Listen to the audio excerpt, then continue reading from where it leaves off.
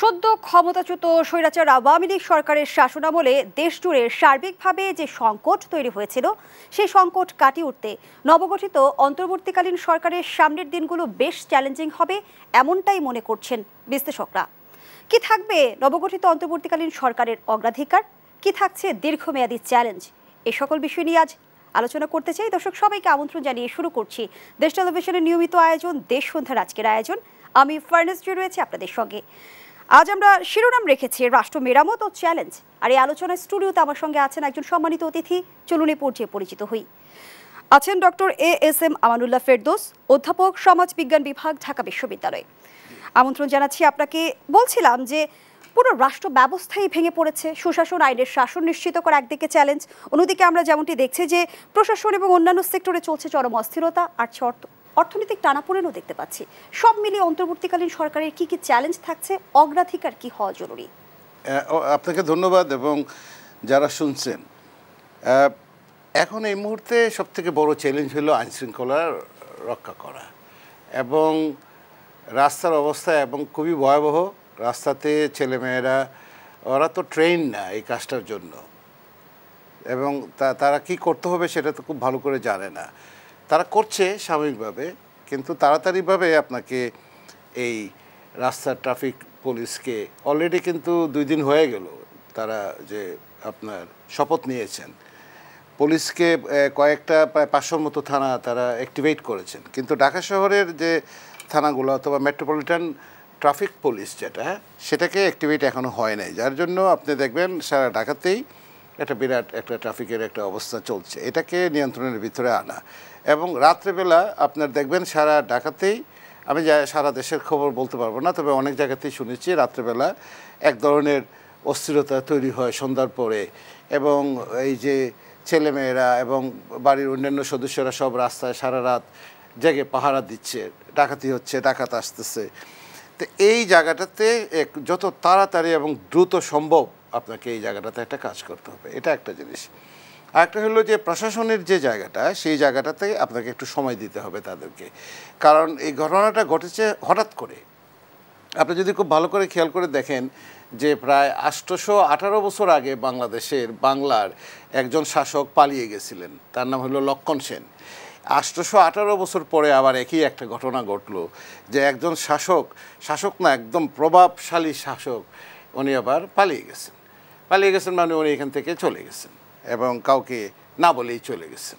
তো এই যে ঘটনাটা, এই ঘটনাটার জন্য তো বাংলাদেশ সেভাবে রেডি ছিল না, বা আমাদের সমাজ ব্যবস্থা, আমাদের প্রশাসন, আমাদের সব কিছু সেভাবে রেডি ছিল না যে একটা সাডেন যদি একটা বেকন তৈরি হয় সেখানে কি করা যেতে পারে, সেই প্রশাসন কি করবে। এবং স্বরাষ্ট্র উপদেষ্টা কিন্তু আজই বললেন যে আওয়ামী লীগ সরকার পুলিশকে লাঠিয়াল বাহিনী হিসেবে ব্যবহার করেছে। পুলিশকে লাঠিয়াল বাহিনী হিসেবে ব্যবহার করেছে স্বাধীনতার পরে 52 বছরে সবাই, তবে এরা একটু বেশি করেছে মানে এরা একদম মানে সীমা ছাড়িয়ে করেছে।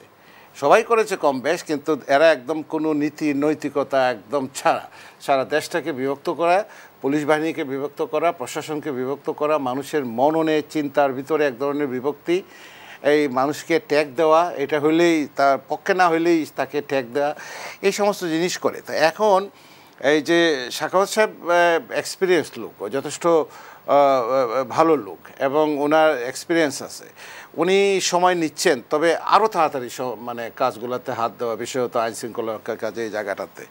আর প্রশাসন এবং অন্যান্য জায়গাগুলোতে আপনি যদি দেখেন যে অবস্থা, এটা অলমোস্ট চেইন অফ কমান্ড ভেঙে পড়ছে। প্রশাসনের চেইন অফ কমান্ড বলতে এই মুহূর্তে তেমন কিছুই নাই। এটাকে ফিরিয়ে আনার জন্য দিনে রাতে কাজ করতে হবে। এখন দিনে রাতে কাজ করতে গেলে আপনার যে অন্তর্বর্তীকালীন সরকারের যে স্ট্রাকচার, সেই স্ট্রাকচারে আরও মানুষ যোগ করতে হতে পারে, আরও এক্সপার্ট লোককে সেখানে নিতে হতে পারে, সেখানে ব্যবসায়ীদের প্রতিনিধি থাকতে পারে, আরও আমি জানি না। তবে আমার কাছে যে জিনিসটা মনে হচ্ছে যে আপনাকে ব্যবসা বাণিজ্যকে যদি একটু লাইনে আনতে হয়, অর্থনীতিকে যদি একটু লাইনে আনতে হয়, এবং আপনার এই যে এই শিক্ষা প্রতিষ্ঠানগুলো আস্তে আস্তে খুলে দিতে হবে। শিক্ষা প্রতিষ্ঠানগুলো অনেক দিন থেকে বন্ধ, এবং একটা পর্যায়ে তো শিক্ষা প্রতিষ্ঠানে মনে হচ্ছে আমাদের একটা সেশন প্রায় গেলই, একটা সেশন মনে হচ্ছে যে আমরা পিছিয়ে পড়লাম। এই জায়গাগুলোতে আপনাকে আস্তে আস্তে না করে একদম দ্রুত যে কাজগুলো করা দরকার সেই কাজগুলো করতে হবে।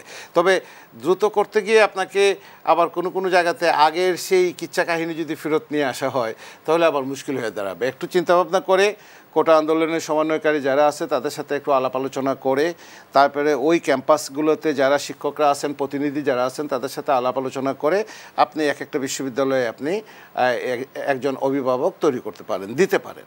মানে চাটুকার যাতে না আসে, যার লেখাপড়া আছে সে যেন আসে, একজন পণ্ডিত মানুষ যেন আসে, যার ইম্প্যাক্ট ফ্যাক্টর জার্নালে আর্টিকেল পাবলিশড আছে সে যেন আসে, যার কোনো এজেন্ডা নাই সেরকম লোকজন যেন শিক্ষা প্রতিষ্ঠানে আসে, যার কোনো ব্যক্তিগত এজেন্ডা নাই, যা ছাত্রলীগকে প্রমোট করবে না, ছাত্রদলকে প্রমোট করবে না, ছাত্র শিবিরকে প্রমোট করবে না, এরকম বহু লোক আছে আমাদের দেশে ভরা। এই জায়গাগুলোতে আমি জানি না এই যে মানে অন্তর্বর্তীকালীন সরকারে যারা আসছে তাদের মোটামুটি সবাইকেই চিনি আমি, দু একজন ছাড়া। এদের যে কী অবস্থা যাচ্ছে আমি বুঝতে পারতেছি না। এটা দিনে রাতে 24 ঘন্টা কাজ করার মতো একটা অবস্থা পর্যায়ে পৌঁছেছে। এবং আমার কাছে মনে হচ্ছে যে আপনি যদি আমাকে জিজ্ঞাসা করেন যে এরা এটা পারবে কি না, পারবে। কারণ এখানে অনেক এক্সপার্ট লোক আছেন, তৌহিদ হোসেন সাহেব আছেন, উনি প্রশাসন এবং পররাষ্ট্র দেখতে পারবেন খুব ভালোভাবে।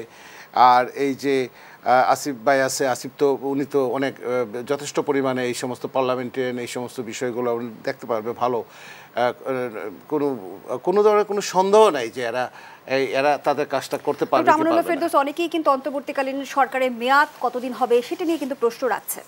এইটা এই মুহূর্তে আমি প্রেডিক্ট করতে পারছি না। কারণ রাষ্ট্র সংস্কার আন্দোলনের যারা রাষ্ট্র সংস্কার, রাষ্ট্রচিন্তা, রাষ্ট্র সংস্কার আন্দোলন, আপনি জানেন এটা নিয়ে অনেকেই কথা বলতেছিল যে রাষ্ট্রের সংস্কার দরকার, এই দরকার, ওই দরকার।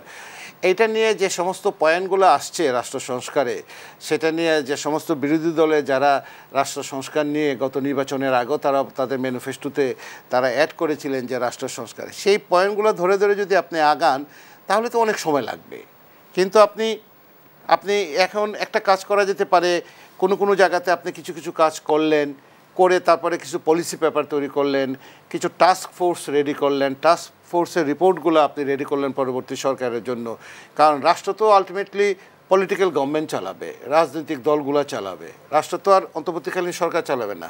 সেই জন্য এই সময়টাতে মোটামুটি একটা পরিবর্তনও যদি আনতে হয়, একটা লেভেল প্লেয়িং ফিল্ড যদি তৈরি করতে হয়, আপনি মনে করবেন না যে শেখ হাসিনা চলে গেছেন বললে আওয়ামী লীগ চলে গেছে বাংলাদেশ থেকে। আওয়ামী লীগ তো চলে যায় নাই।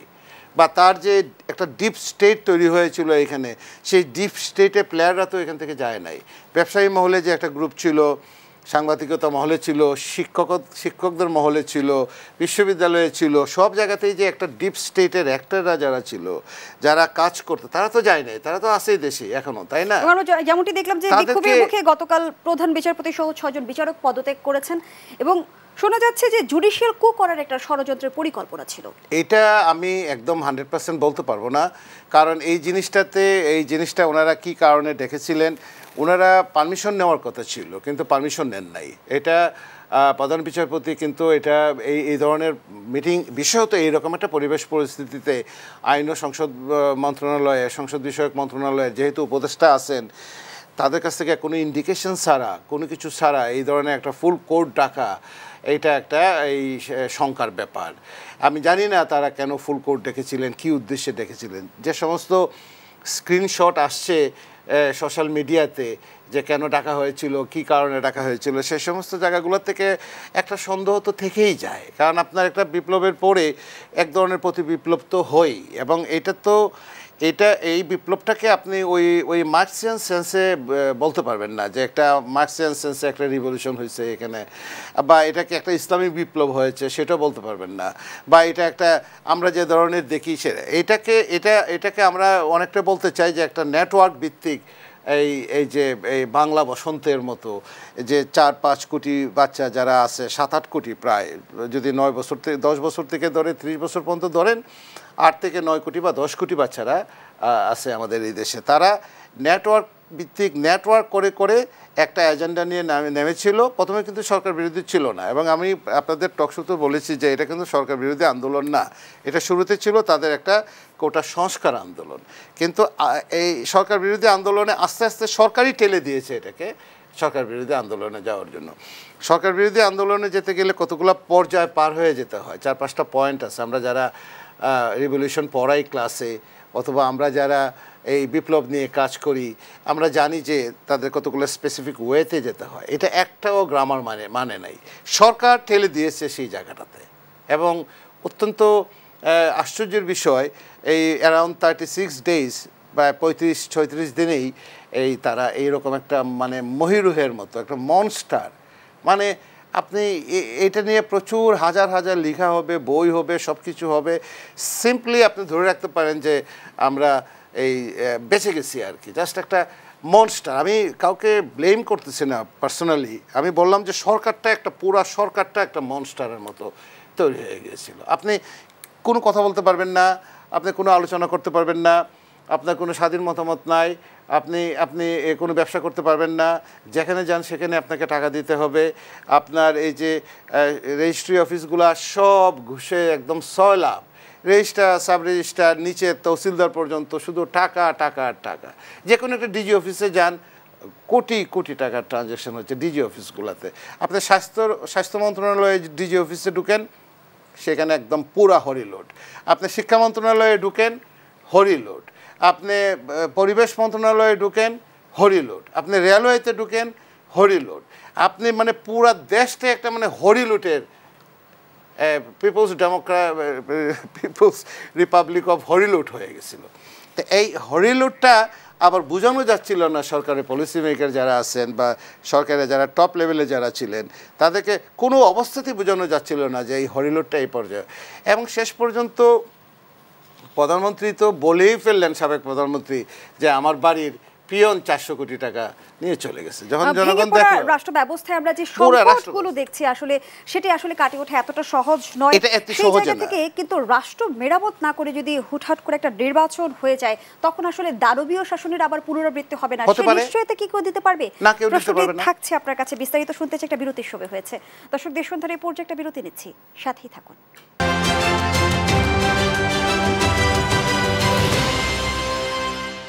ফিরে এলাম, আপনারা দেখছেন দেশ টেলিভিশনের নিয়মিত আয়োজন দেশ সন্ধ্যা। আজকের আলোচনা চলছে রাষ্ট্র মেরামত ও চ্যালেঞ্জ এই শিরোনামে। আবারও ফিরছি আলোচনায়। ডক্টর আমানুল্লাহ ফেরদৌস, যে আলোচনায় আমরা ছিলাম, সংস্কার ছাড়া নির্বাচন হলে আবারও যে আমরা দানবীয় শাসন ব্যবস্থা দেখব না, এর নিশ্চয়তা কি কেউ দিতে পারবে? না, কেউ দিতে পারবে না।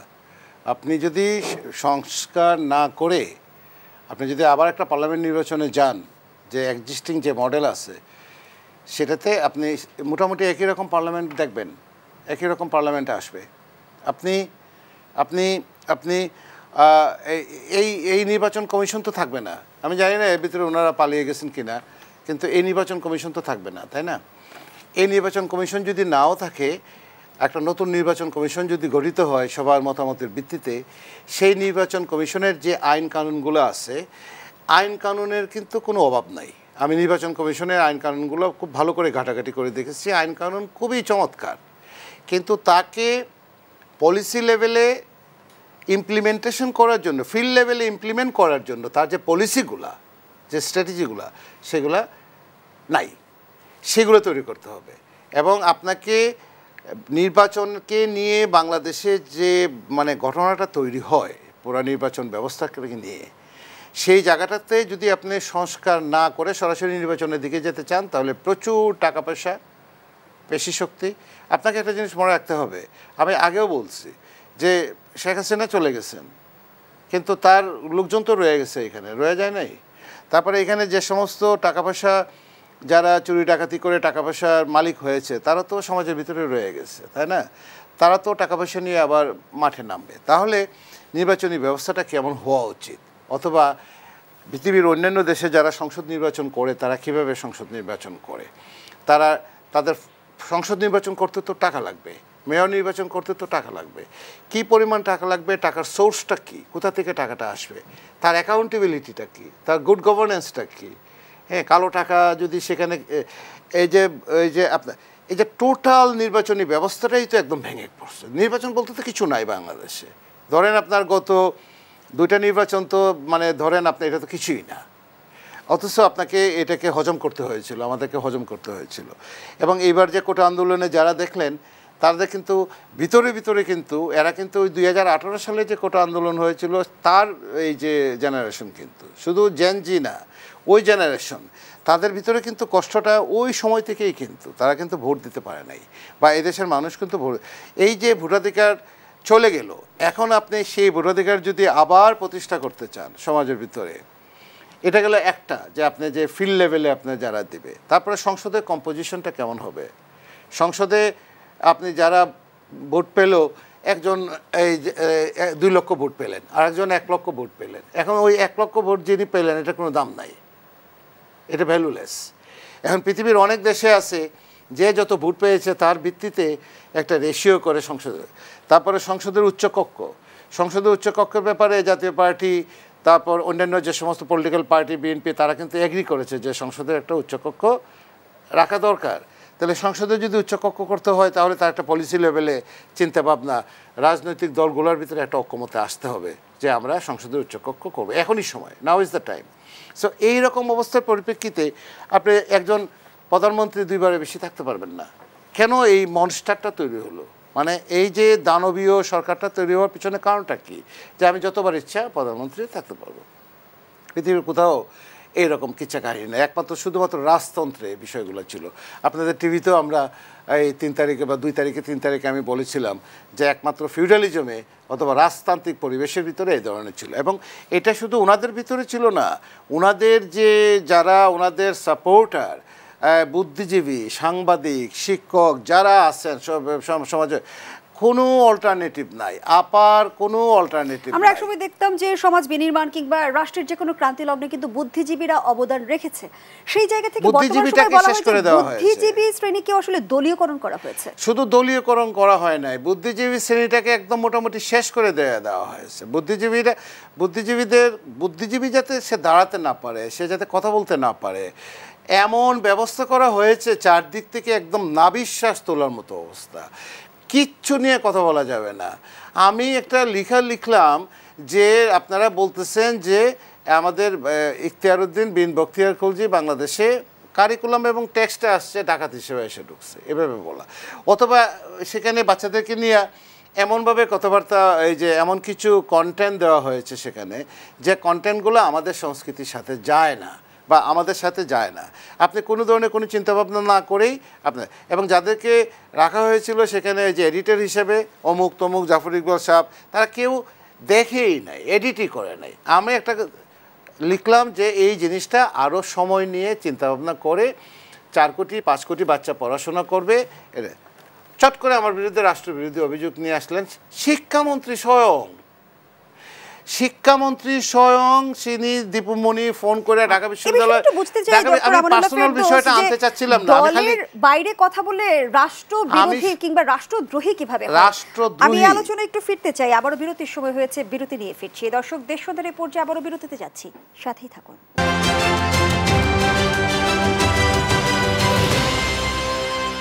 আবারও আমন্ত্রণ, আপনারা দেখছেন দেশ সন্ধ্যা। আজকে আলোচনা আমার সঙ্গে আছেন অধ্যাপক ডক্টর আমানুল্লাহ ফেরদৌস। ফিরছে আলোচনায়।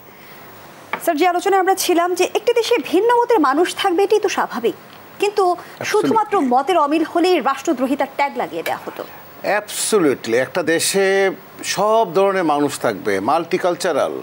একটা দেশে মুসলমান থাকবে, হিন্দু থাকবে, বৌদ্ধ থাকবে, খ্রিশ্চান থাকবে, ক্ষুদ্র নৃতাত্ত্বিক জনগোষ্ঠী থাকবে, বিভিন্ন ধরনের যারা আস্তিক থাকবে, নাস্তিক থাকবে, জেন্ডার বাইনারি যারা আছে তারা থাকবে।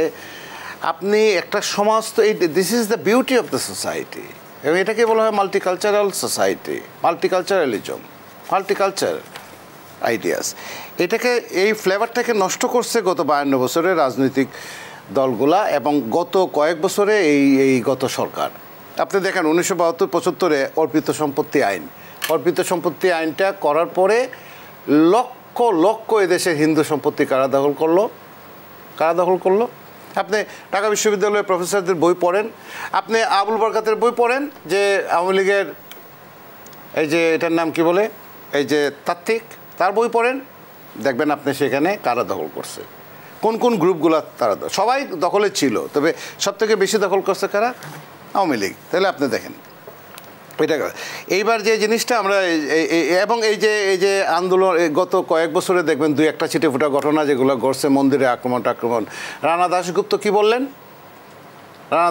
কি বললেন গত কিছুদিন আগে, গত পূজায়, যে এগুলো সব আওয়ামী লীগের লোকজন হামলা করতেছে। কে বলছে? রানা দাশগুপ্ত, অন্য কেউ বলে নাই, কিন্তু রানা দাশগুপ্ত বলছে। রানা দাশগুপ্তকে তো আর এখন কি বানানো যাবে না, এই যে কি বলে রাজাকার বানানো যাবে না। হ্যাঁ, পারলে রানা দাশগুপ্ত রাজাকার। তো এই যে এরকম একটা অবস্থা, এই কাজগুলো হয়েছে কি কারণে? এখানে একটা ইন্ডিয়ান প্রেজেন্স, ইন্ডিয়ান হেজেমনিটা ছিল। আমার জীবদ্দশায় আমি যে দেখে যেতে পারলাম যে ভারত যেভাবে এখানে একটা দপ্তর অধিদপ্তর খুলে দিছিল বাংলাদেশে, যে ভারতীয় হেজেমনি, দাদাবাবুরা। আপনাকে একটা কথা বলি, ভালো করে মনে রাখবেন, ভারতের জনগণ কিন্তু আমাদের জনগণের সাথে, ভারতের জনগণ কিন্তু আমাদের জনগণের সাথে। ভারতের লোকজন এবার আন্দোলনে কিন্তু সাপোর্ট দিয়েছে, কিন্তু ভারতের পলিসি মেকাররা দিল্লি থেকে বসে তারা যেভাবে এখানে একটা দপ্তর অধিদপ্তর খুলে দিছিল, যে আমাদের নির্বাচন হবে কি হবে না তারা ডিসাইড করে। নির্বাচনে জিএম কাদেরকে আগে দিল্লিতে গিয়ে পারমিশন নিয়ে আসতে হবে, এরশাদ সাহেবকে আগে দিল্লিতে যাইতে হবে, গিয়ে পারমিশন নিয়ে আসতে হবে। এরশাদ সাহেব বলে নির্বাচনে যাব না, যে দিল্লি থেকে এসে ঘুরে আসছে বলে নির্বাচনে যাব। সেই জায়গা থেকে এই গণ অভ্যুত্থান ভারতের কাছে কি বার্তা গেল? খুবই ভালো বার্তা গেছে। ভারত এর আগেই নেপাল হারাইছে, ভারত এর আগেই Sri Lanka, they lost Sri Lanka, they lost Nepal, they lost এই যে মালদ্বীপস, হ্যাঁ, আর পাকিস্তান তো তার সাথে এক পাড়েই আছে। এখন বাংলাদেশকে তারা হারালো। এটার জন্য তাদের পলিসির জন্য, তাদের পলিসিটাই দায়ী। তাদের যে এই যে হেজেমনিক, মানে একটা ডমিনেন্ট করা, কর্তৃত্ববাদী, দখল করে রাখা, এটা এখন যদি ভারত বেশি বাড়াবাড়ি করে তার বিরাট ঝামেলা আছে, খুবই ঝামেলা আছে। আপনি এখানে বাড়াবাড়ি করবেন, আপনার অরুণাচল যাবে। অরুণাচল তো অর্ধেক ঢুকে আছে, ৬৫ পরে তো অর্ধেক ঢুকে আছে, অরুণাচল যাবে। এবং ডক্টর মোহাম্মদ ইউনূস যে বলছেন এখানে বাড়াবাড়ি করবেন আপনার ঝামেলা হবে, অন্যান্য জায়গাতে ঝামেলা হবে। ডক্টর মোহাম্মদ ইউনূস একদম পরিষ্কার ভাষায় কিন্তু বলে দিচ্ছেন। ডক্টর মোহাম্মদ ইউনূস বলাতেই কিন্তু আমরা এখন সাহস পাইলাম বলার জন্য, নাহলে আমি বলতাম না যে আপনার 7 সিস্টার্স নিয়ে ঝামেলা হবে, আপনার অরুণাচল নিয়ে ঝামেলা হবে, আপনি যদি আমার এখানে আর ডিস্টার্ব করতে চান। I think they learned a good lesson from Bangladesh. আমি ভারতের সাথে কোনো দয়াও চাই না, ভারতের কোনো আশীর্বাদও চাই না। তারা আমাদের গুড নেইবার, তার সাথে আমার ব্যবসায়িক সম্পর্ক আছে, তার সাথে আমার সাংস্কৃতিক সম্পর্ক আছে, তার সাথে আমার এই যে ল্যাঙ্গুয়েজের একটা সিমিলারিটি আছে, এবং তার সাথে আমার এক ধরনের পারস্পরিক সহযোগিতাও আছে। আমি তার কাছ থেকে জিনিস কিনে আনি, টাকা দিয়ে কিনে আনি, আমাকে মাগনা দেয় না। আমি তার এখানে এমন সব পেরিশেবল আইটেম আছে যেগুলো পচে নষ্ট হয়ে যাবে, উত্তরপ্রদেশে সব নষ্ট হবে, সেখানে তাদের স্বার্থ রয়েছে, তার স্বার্থ একদম সম্পূর্ণ রকম তার স্বার্থ রয়েছে। তার স্বার্থ রক্ষা করেই কিন্তু সে আমাকে এখানে রপ্তানি করে। তার যখন শর্ট পড়ে তখন কিন্তু সে আমাকে এখানে রপ্তানি করে না। এখন সময় আসছে ভারতকে বুঝার, চিন্তা করার, যে তারা আমাদের এখানে এই গত 15 বছরে বা 18 বছরে, 20 বছরে, আমি 20 বছরই বলবো, একদম লম্বা সময় ধরে, একদম মঈনুদ্দিন ফখরুদ্দিন সরকার থেকে ধরে, এটাও তাদেরই প্ল্যান ছিল।